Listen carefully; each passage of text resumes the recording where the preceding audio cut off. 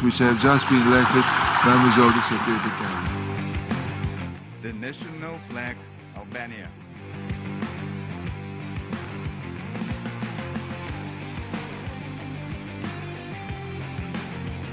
We are privileged to lead this UN Security Council with all the will and all the passion for what we strongly believe in. Russia has been warned repeatedly that they will be alone in this foolishness, that they will be responsible for the innocent lives lost, including Russians maybe. Justice and accountability should prevail for Ukraine and for the Ukrainian people, but also for the international community as a whole.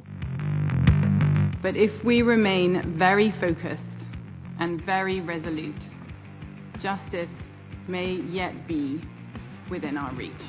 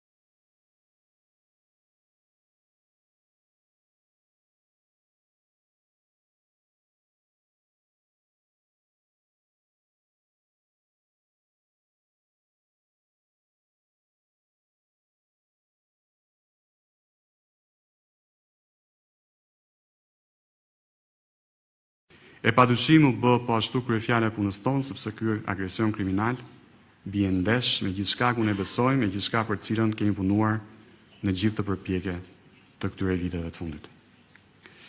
E unë dua që në këtë pikë të shpreh falënderimet dhe mirënjohjen tonë thellë Shtetet Bashkuara të Amerikës për besimin që na dhanë duke na bërë bashkë pendmbajtës për dosjen e Ukrainës. Po dua po ashtu të shpreh falënderimet tona dy anëtarëve të tjerë përhershëm të Këshillit të Sigurimit, Francës dhe Gjermanisë, dhe Mbretërisë Bashkuar, por dhe vendeve të tjera në Këshill dhe jashtë tij, pa bashkëpunimin e të cilave puna jonë do të kishte qenë shumë më e vështirë.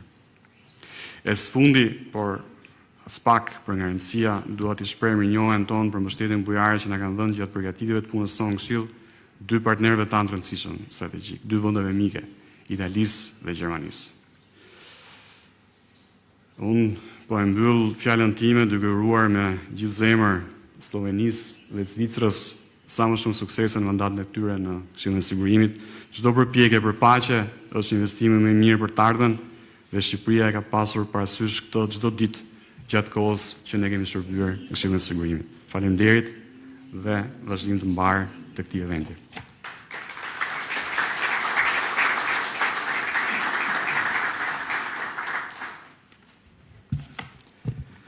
Faleminderit zoti ministër për reflektimet me vlerë, për mesazhet domethënëse të dhëna sot si dhe për punën e çmuar si kreu i diplomacisë shqiptare.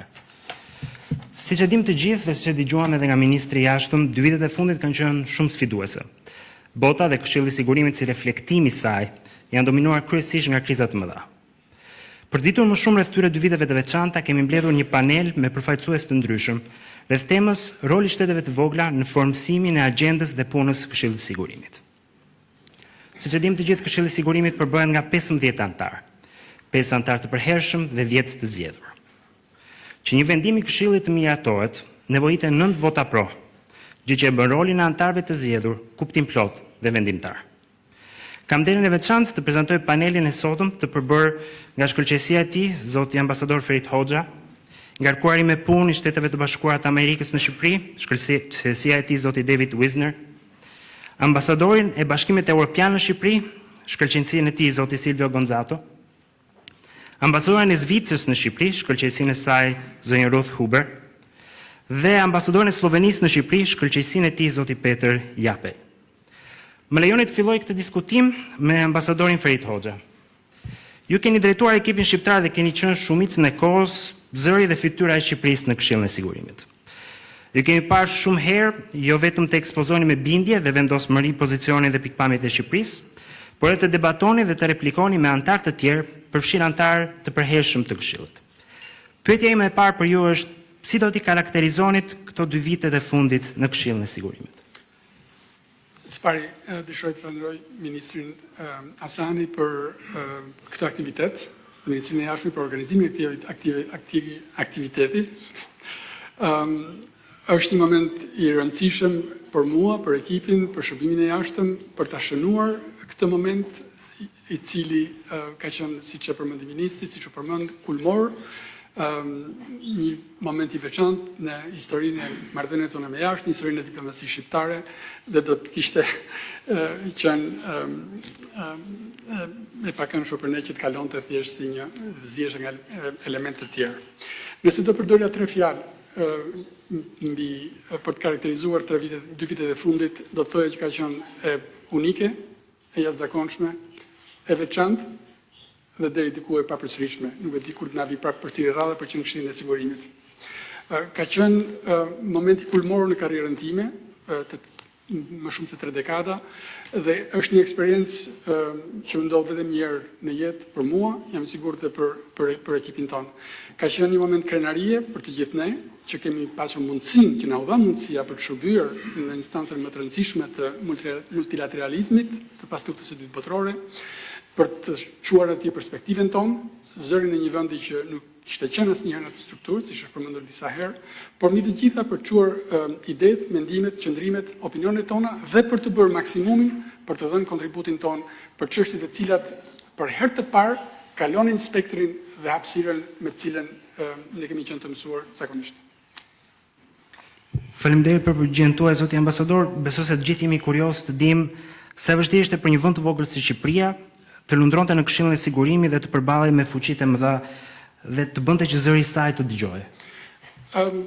Çdo vend që zgjidhet në Këshillin e Sigurimit, i madh apo i vogël, pavarësisht nga hapësira, fuqia, forca, ndikimi, demografia, territori, është në momentin që zgjidhet në Këshillin e Sigurimit është një nga 15 vendet.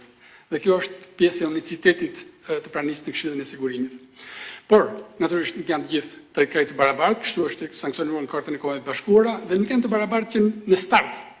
Për Shqipërinë ishte herë e parë. Shqipëria nuk kishte memorie institucionale, Shqipëria nuk kishte asnjë eksperiencë të tillë. Ne kemi qenë në OKB që në vitin 1955, por kemi qenë vëzhgues të punimeve të Këshillit të Sigurimit, kemi marrë pjesë në diskutime të ndryshme, por nuk kemi qenë asnjëherë në mekanikat e brendshme të Këshillit të Sigurimit. Dhe mund t'ju them me bindje, mbasi i kam provuar të 2 momentet, në OKB ka 2 habitate. Një është sistemi i OKB-s me të gjitha strukturat, me të gjithë nën-strukturat kapilare të shumta e që nuk mbahen mend, dhe një tjetër është Këshilli i Sigurimit. Asnjë strukturë, asnjëherë në historinë e njerëzimit nuk ka pasur forcën, tërheqjen, magnetin që ka Këshilli i Sigurimit, sepse aty është investuar shpresa. Aty janë është investuar dëshira e madhe për të avancuar për paqen, sigurinë dhe për parimin shoqëror në botë. Natyrisht që për Shqipërinë dhe për vendet tjera të vogla është gjithçka do varet nga përparësitë, nga dëshira, nga angazhimi, nga synimet që ka çdo vend që shkon në Këshillin e Sigurimit. Siç e tha ministri Hasani, nuk shkuam në Këshillin e Sigurimit sepse u zgjodhëm, shkuam sepse donim, sepse mendonim se ishim mjaftueshëm të pjekur për të marrë më shumë përgjegjësi sa kishim marrë më parë në histori në çfarë lloj nisme dhe sepse ishim të bindur sepse kemi arritur në pikën kur kemi mundësi të kontribuojmë, të bëjmë vetëm thjesht për të shkuar, për të folur, për të thënë, për të marrë qendrime, por edhe për të bashkuar forcat tona siç e kemi bërë për një numër nismash me vendet vogla, me vendet të mëdha, me vendet e zgjedhura, me vende permanente për të kontribuar për paqen dhe sigurinë në rajon, në kontinent dhe në botë.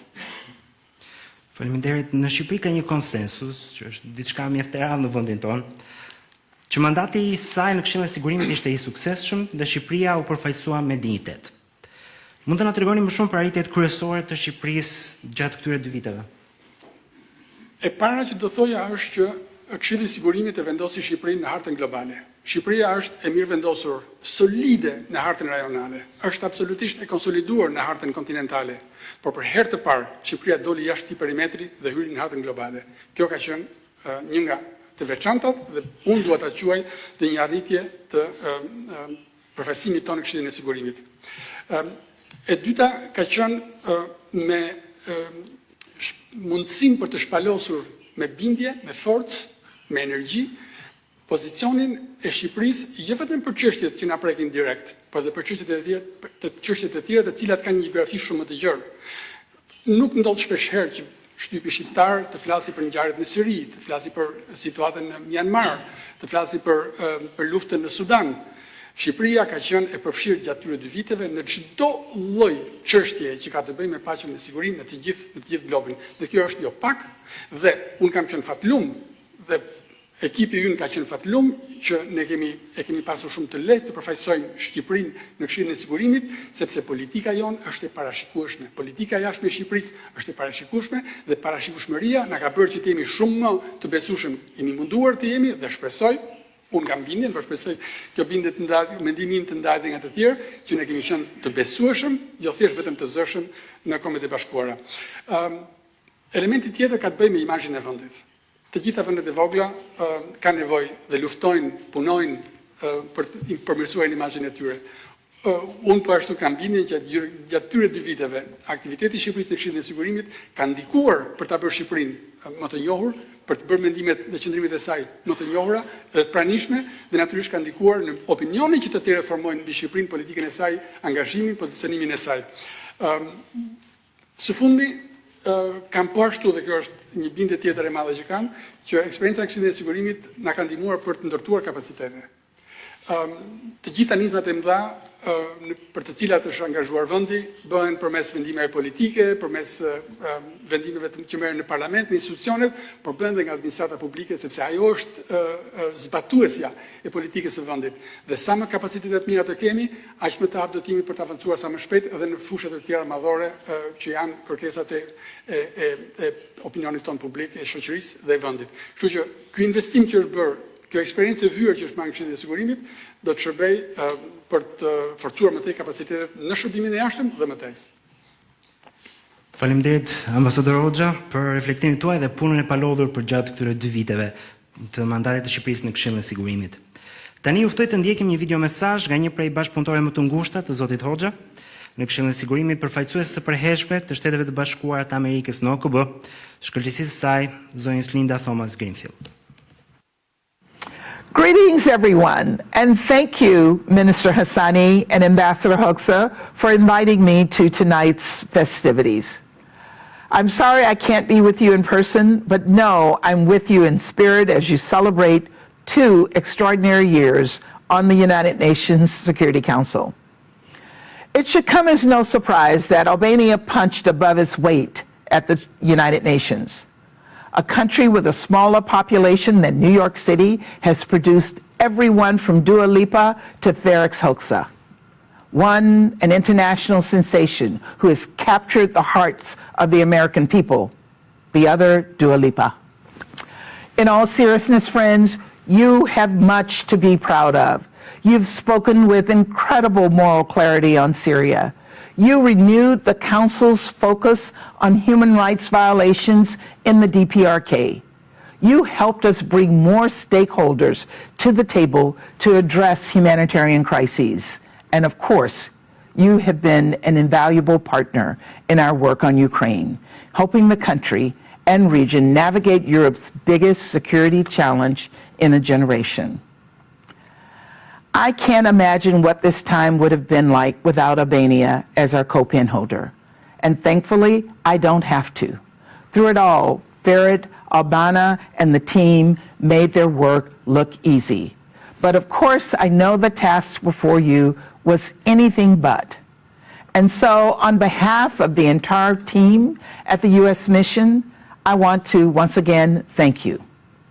Thank you for welcoming me to Albania earlier in your term, for including me tonight, but most of all for the tremendous amount of time, energy, and expertise you devoted to your time on the Council. Here's to 2 years of close friendship and many more years of it to come.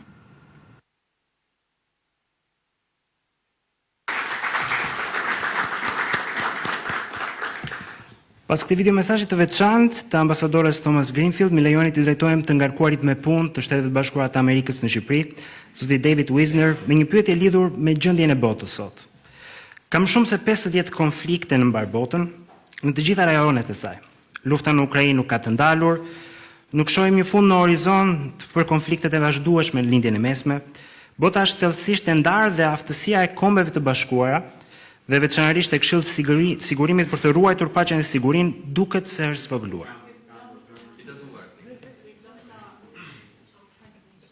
Okay. So, atëherë do kaloj direkt te pyetja ime për ju. Ku duhet ta kenë besimin njerëzit dhe institucionet e krijuara për ruajtjen e paqes, sigurisë, duken se po dështojnë? Ku duhet të kërkojmë ndihmë?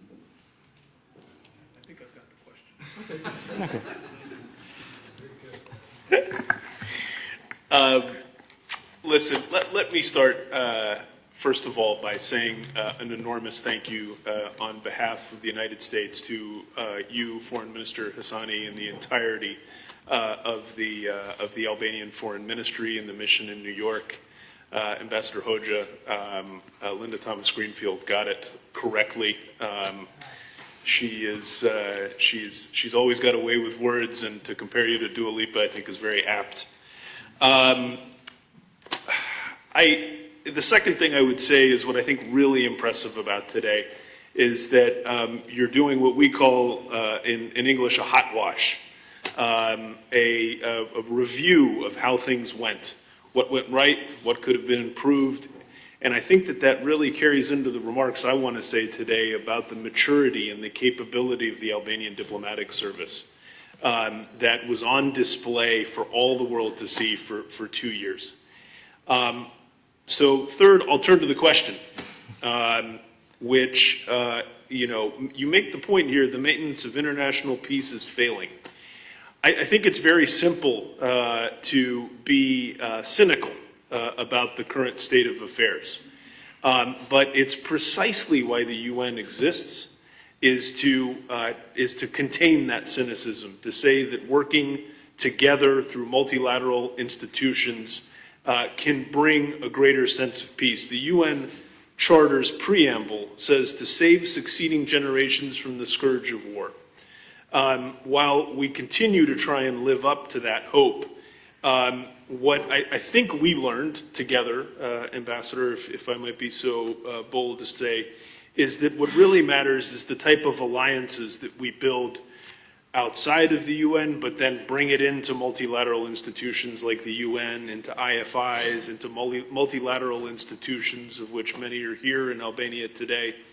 And that despite 8 decades of challenges, we're still working together to counter instability, to champion human rights, to address humanitarian needs, and promoting sustainable development goals. These institutions are not static, and it's precisely the type of energy that Albania seized and brought to this process that made it such a capable partner. The global system requires today an engagement to work on everything from UN sustainability goals to the maintenance of peace. And Albania really was a core partner in that. So we are, of course, faced in a divided world right now with conflict. But it's precisely the professionalism, the vision, and the ability of Albania's diplomatic corps and all that underlies a country's national power that made it so capable. I might also, if you'll permit me, Ambassador, share with you something that a colleague of mine sent to me when I told them I was preparing for this event. she said to me, she says, I miss Ambassador Hoxha's fierce interventions on the council. It was a thing of beauty to watch. And so I'll conclude by thanking you for your tireless energy. Again, Mr. Minister, you and the entirety of the Albanian Foreign Ministry in proving that the cynicism doesn't need to consume us and that a better future lies in front of us working through these critical institutions. Faleminderit zoti Wisner për mesazhet tuaja të vlefshme kundër cinizmit dhe për bashkëpunimin e ngushtë midis SBA-ve dhe Shqipërisë në Këshillin e Sigurimit, që tregohet edhe nga vizita e sekretarit të shtetit zoti Antony Blinken do të kryej në vendin tonë në ditët në vijim. Më lejoni t'i drejtojmë tani ambasadorit Gonzato, i cili nuk përfaqëson një vend të vogël, por një nga sipërmarrjet më të suksesshme në historinë e njerëzimit, rajonit më të pasur të botës dhe modelit më të suksesshëm të bashkëpunimit midis shteteve, Bashkimin Evropian. Jemi lumtur të kujtoj një fakt interesant, deri pak kohë më parë përpara se të merrni detyrën në Shqipëri, ju keni shërbyer si zëvendës përfaqësues i përhershëm i Bashkimit Evropian në OKB. Dhe jemi takuar në New York në një panel diskutimi të organizuar nga misioni i Shqipërisë në OKB, ku së bashku me ambasadorin Ferit Hoxha dhe delegat rinor kemi diskutuar mbi rëndësinë e bashkëpunimit ndër brezash për paqen dhe sigurinë. Zoti Gonzato, Bashkimi Evropian nuk është në Këshillin e Sigurimit, por antar të saj janë. Franca është një antare e përhershme dhe ndonjëherë, në varësi të përbërjes, BE-ja ka patur deri në 1/3 e vendeve të Këshillit të Sigurimit. Nëse nuk gabojmë, ambasadori Hoxha ka thënë se gjatë mandatit të saj, Shqipëria do të jetë antarja e 3 e Bashkimit Evropian në Këshill. Ne e dimë që Shqipëria përputhet plotësisht me politikën e përbashkët të jashtme të sigurisë të Unionit. Pyetja ime për ju është e drejtë për drejtë. A e ka mbajtur Shqipëria angazhimin e saj?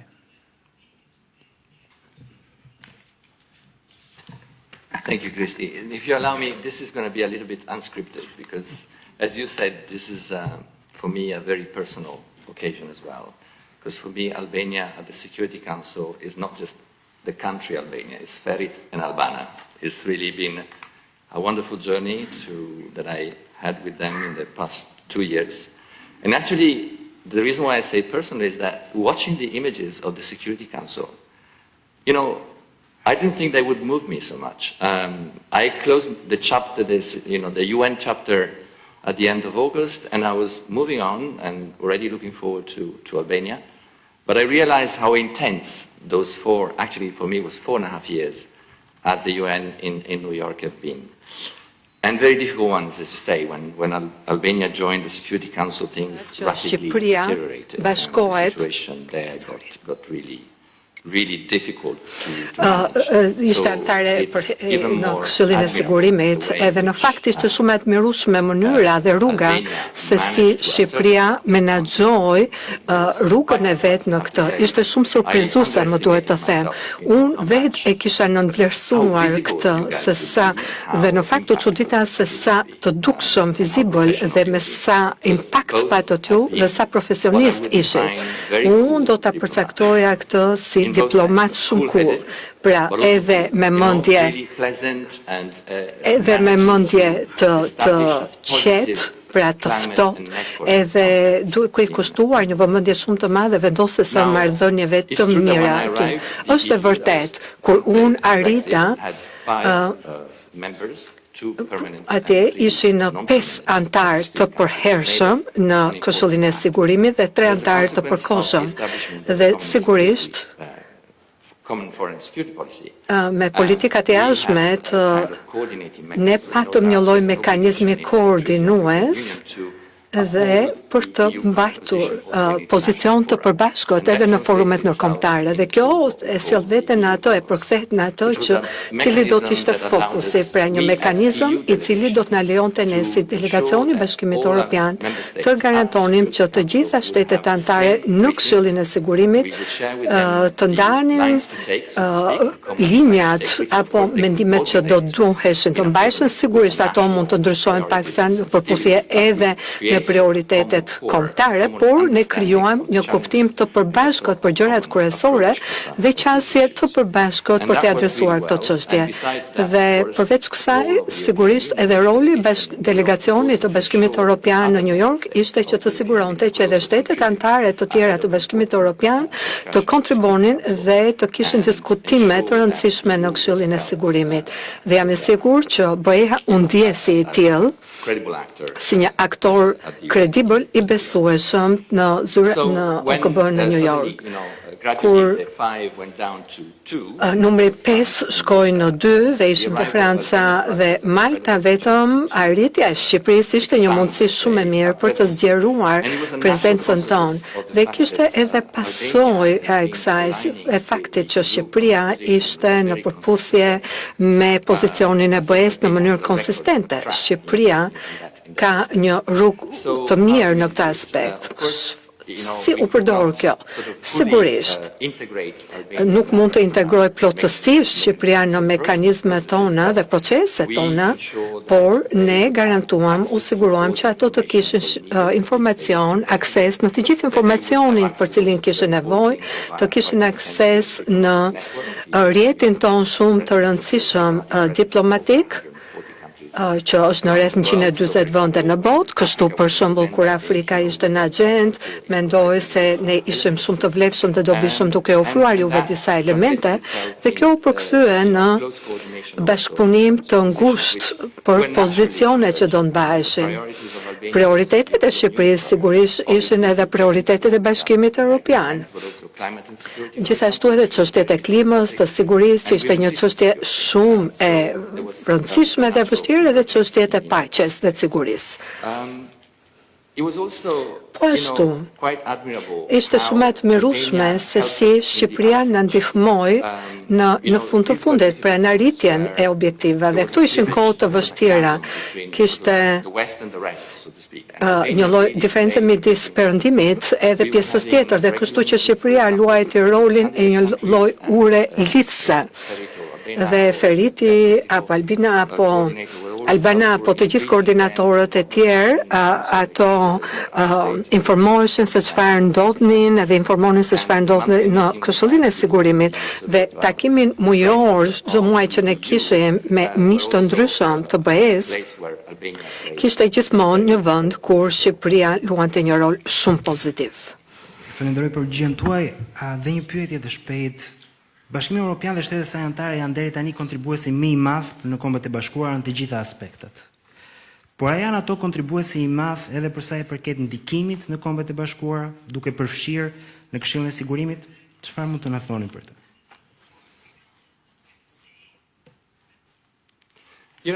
The Security Council, everybody think agrees. Pra, ju falenderoj për pyetjen dhe besoj që të gjithë do të jenë dakord me mua.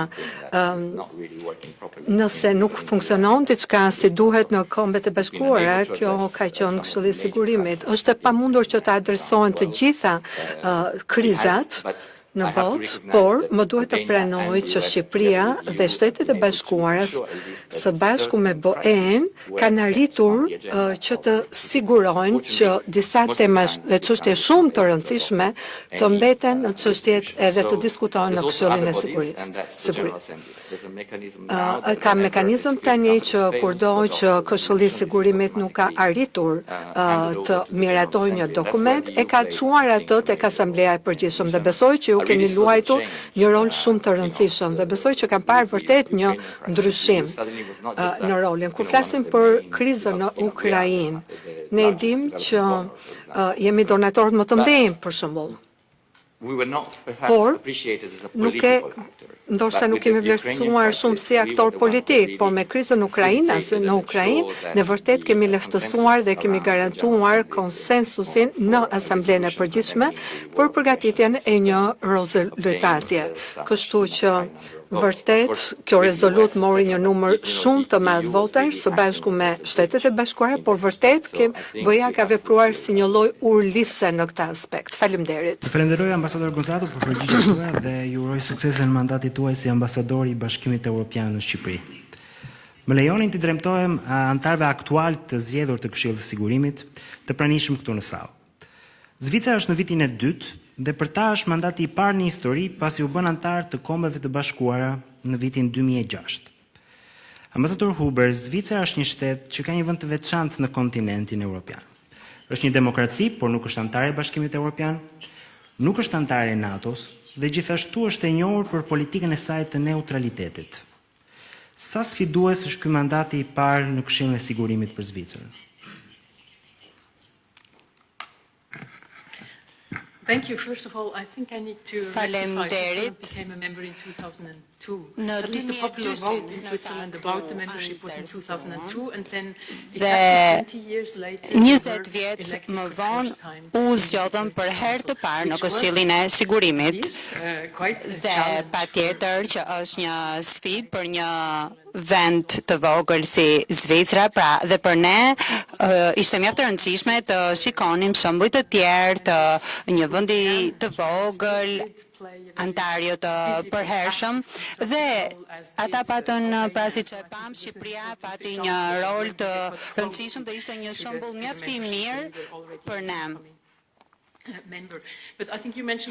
Ju e përmendët gjithashtu se politika jo neutraliteti ynë se kur vendosëm për këtë antarësim patëm disa debate të fakti që do të ulemi në një tavolinë me vende të tjera përfshin një angazhim të rëndësishëm neutraliteti. Qeveria, parlamenti duhet të jepte miratimin për këtë qëllim dhe qeveria bindi arriti të binte duke thënë se çështjet e sigurimit janë një nga prioritetet kryesore të vendit ton. Kështu që nëse dëshirojmë të kontribojmë në diskutime për të patur paqen botërore, atëherë pikërisht ky vendi ku duhet të shkojmë dhe të ulemi.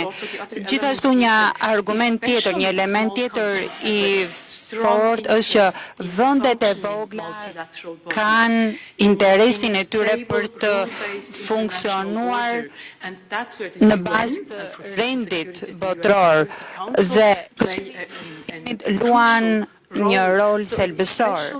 Në mënyrë të veçantë, siç e përmendët edhe ju, Zvicra nuk është se është pjesë e ndonjë aleance apo ndonjë grupimi siç është BE-ja, kështu që ne jemi akoma më të interesuar për të funksionuar, për të patur, për të qenë pjesë e një funksionimi multilateral, për të marrë pjesë aktive në Këshillin e Sigurimit, për të kontribuar në të.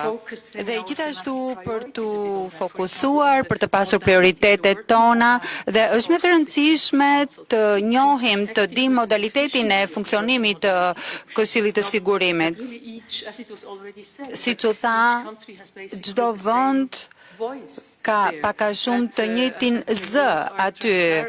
Rregullat janë transparente, aksesi në informacion gjithashtu dhe ky është një prioritet që ne ndajmë së bashku me Shqipërinë dhe dëshiroj të falenderoj Shqipërinë dhe zotin ambasador Hoxha për kontributin, për udhëheqjen e ekipit dhe për të gjitha modalitetet e punës që ndoqim.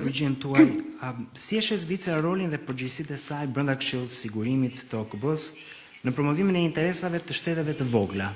Dhe çfarë mësimesh mund të ndahen me vendet e tjera të vogla që aspirojnë të kontribuojnë në mënyrë efektive për paqen dhe sigurinë ndërkombëtare? Yes, I think some lessons, although we are still in our second mendoj year now, but certain lessons se mësimet mund të nxjerrin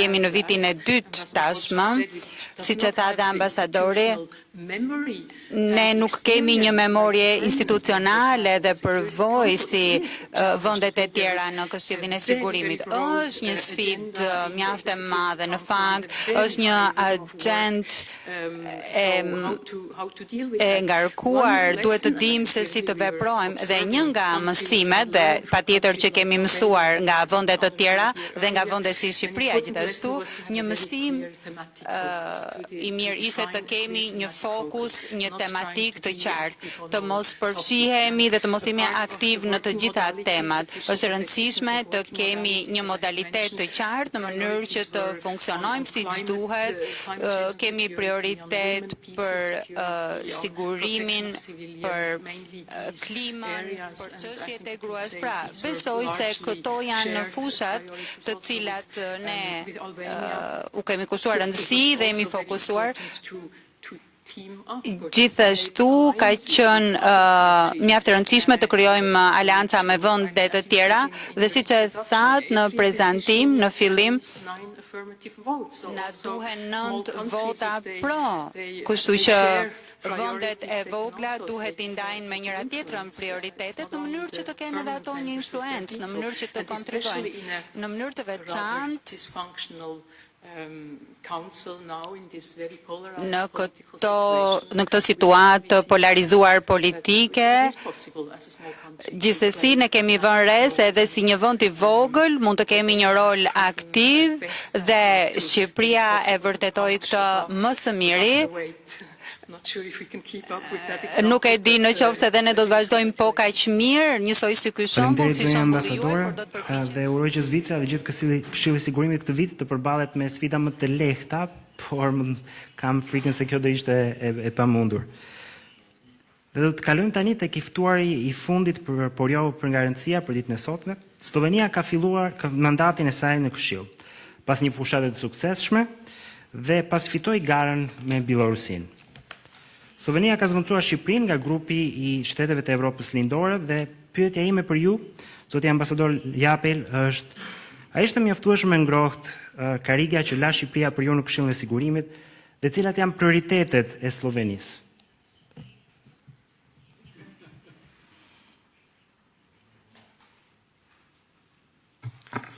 First, thank you for inviting me. Në fillim, faleminderit që më ftuat në këtë panel. Ne i fituam zgjedhjet me 153 vota.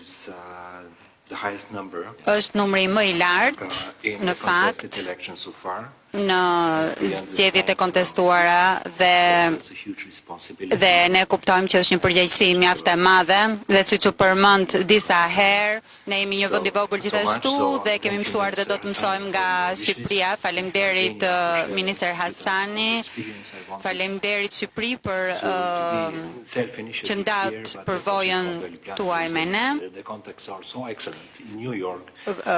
Sigurisht do të jemi në New York dhe është mjaft e rëndësishme që do të marrim informacione të reja aty dhe Shqipëria ka qenë një antare aktive, ne kemi mësuar shumë prej saj dhe ne si Sloveni dëshirojmë që të mbështesim kryesimin ton në të drejtën ndërkombëtare, në ide të ndryshme që mund të sjellim në Këshillin e Sigurimit. Pak a shumë ne jemi nga i njëjti rajon dhe sigurisht kjo e bën më të lehtë për ne dhe kontributi i Shqipërisë ka përgatitur pra mjaft mirë Sloveninë. Ne patjetër që kemi prioritetet tona në lidhje me rajonin, në lidhje me Ballkanin Perëndimor dhe shumë çështje të tjera gjithashtu, ashtu sikurse Shqipëria dhe Slovenia do të përpiqet të ndjek itinerarin e çështjeve politike. Javën e ardhshme bëhen 2 vjet nga sulmi i parë në Ukrainë. Kemi ndjekur Shqipërinë Gjithashtu kemi parë pra funksionimin edhe në lidhje me organizmat e tjerë në kuadër të Kombeve të Bashkuara. Gjithashtu dëgjuam dhe prioritetet e Zvicrës, një vend i vogël gjithashtu, kemi prioritetet të ngjashme, por ne besojmë se kjo është një vlerë e shtuar, sepse bashkëpunimi me këto vende do të përbëj fuqi për ne, pushtet për ne. Nëse flas për prioritetet, sigurisht u përmendën konfliktet, inputi i rëndësishëm, inteligjenca artificiale është ajo që synohet të përdoret nga Slovenia në lidhje me parandalimin e konflikteve dhe analizimin e çështjeve të ndryshme, mbrojtja e civilëve, gjithashtu do të jetë një prioritet për ruajtjen e sigurisë dhe paqes, gjithashtu mbrojtja e mjedisit, të gjitha këto pra që lidhen me diplomacinë. Të gjitha këto tematika, të gjitha këto prioritete janë pjesë e synimeve të përgjithshme që ka Slovenia, kështu që presim me padurim që të kemi bashkëpunim me vendet e tjera të zgjedhura dhe shpresoj se do të jemi të suksesshëm ashtu si kurse Shqipëria, ashtu si kurse ndodhi pra me të që në mandatin e saj të parë në Këshillin e Sigurimit. Një mandat sa më të suksesshëm në Këshillin e Sigurimit. Tani kemi kohë vetëm për 3 pyetje të shpejta nga publiku. Ju lutem mund të thoni emrin tuaj, institucioni nga ku vini dhe kujt prej panelistëve i drejtohet pyetja. Përshëndetje, quhem Kesia Pepa, jam studente në shkenca politike dhe marrëdhënie ndërkombëtare. Atëherë kam një pyetje për zotin Ferit Hoxha. A ka qenë i vështirë menaxhimi i Këshillit, duke pasur parasysh se Rusia ka të drejtë të madhe të vetos në Këshillin e Sigurimit, lidhur me luftën në Ukrainë, cili ka qenë qëndrimi i Shqipërisë? A ka qenë thjesht që të negocioni me Rusinë në këtë çështje ose a ka pasur parime që ndikonin në këtë situatë? Faleminderit për pyetjen, marrim dhe 2 pyetje të tjera, nëse ka. Përshëndetje, gjithashtu nga studente e marrëdhënieve ndërkombëtare, Universiteti i New Yorkut. Gjithashtu pyetja ime është për zotin Ferit Hoxha, cili ishte impakti i Shqipërisë në Këshillin e Sigurimit, lidhur me çështjen e Ukrainës, duke qenë se ishim bashkëkryesues e kësaj çështje me Shtetet e Bashkuara të Amerikës. Faleminderit. Faleminderit. Kemi edhe një pyetje nga rishti i parë, nëse mund ndihmoj dikush me mikrofon.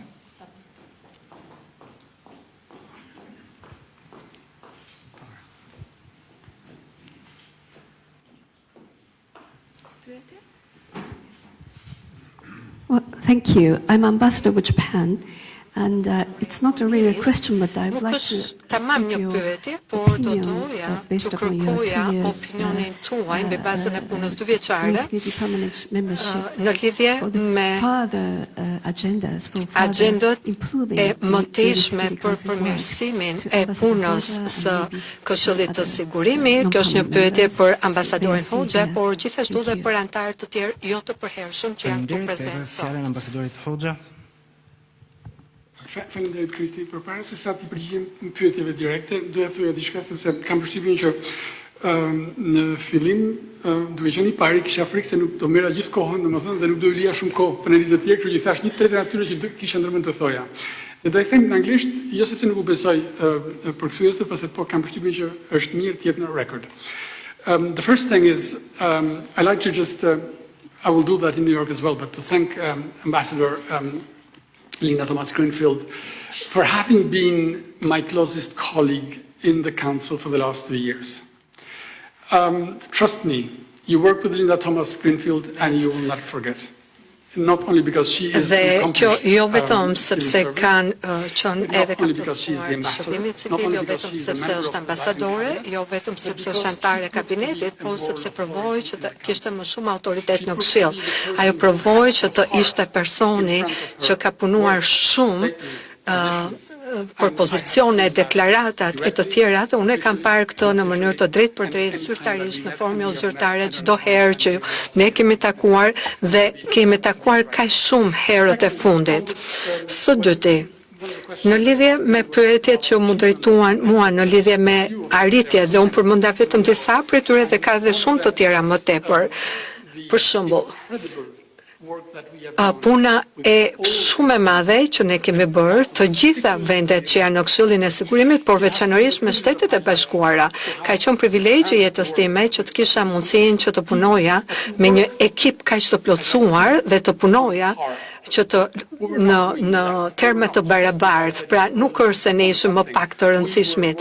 Ne po kemi punuar si partner, konsultoheshim çdo ditë, i bënim gjërat së bashku dhe shumë herë na pyeteshim ne nga Shtetet e Bashkuara çfarë mendoni ju për këtë iniciativë, për këtë çështje, për këtë problem, dhe vërtet ka qenë përvoja më e jashtëzakonshme që un kam pasur.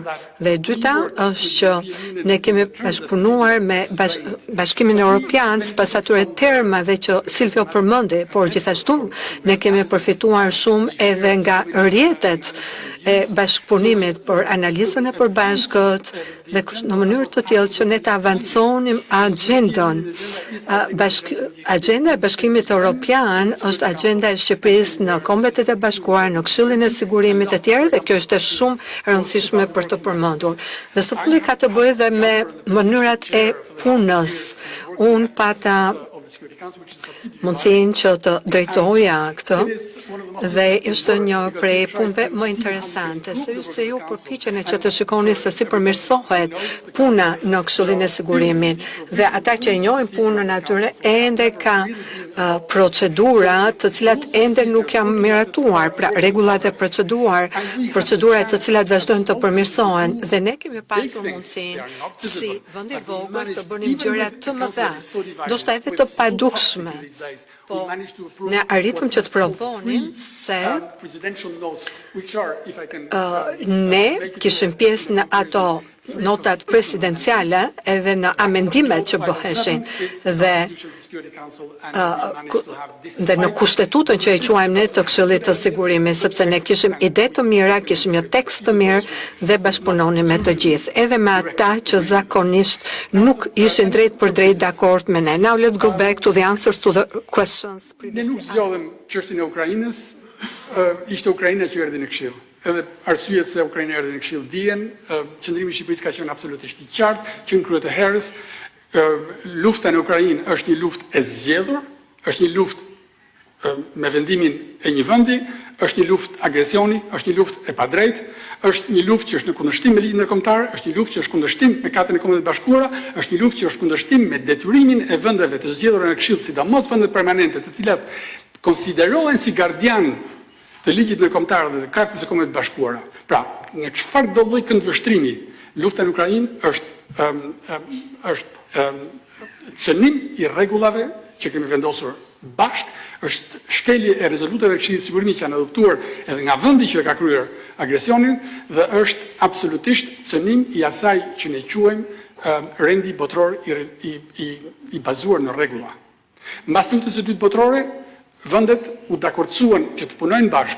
Nuk ka qenë asnjëherë lehtë, multilateralizmi është i vështirë, por ajo që arrihet së bashku është e qëndrueshme. Por ajo që arrihet së bashku e qëndrueshme duhet respektuar, dhe në këtë rast nuk është respektuar. Ky ka qenë pozicioni i Shqipërisë, i politikës jashtme shqiptare.